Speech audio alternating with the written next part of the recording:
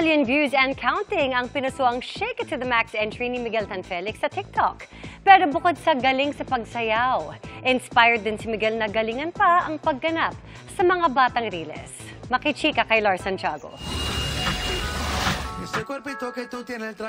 Hindi nagpapahuli si mga batang riles star Miguel Tan Felix sa mga nauusong TikTok dance trend. Napatok sa mga certified TikTokerist gaya niya. Ang entry nga ni Miguel sa Shake It to the Max trend. May 2 million views na sa TikTok.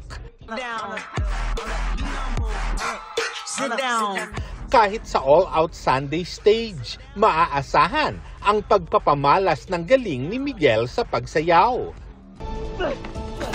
Malaking bagay nga raw ang background ni Miguel sa dancing, sa pagbuo ng action scenes sa mga batang riles. Kaya ako nagustuhan yung action dahil para siyang sayaw, may choreography, kailangan mo ng body coordination.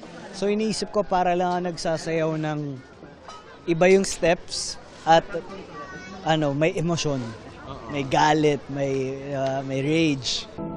Sa nalalapit na pagtatapos ng mga batang riles, may mixed emotions raw si Miguel sa nalalapit niyang pamamaalam sa role niyang si Kidlat.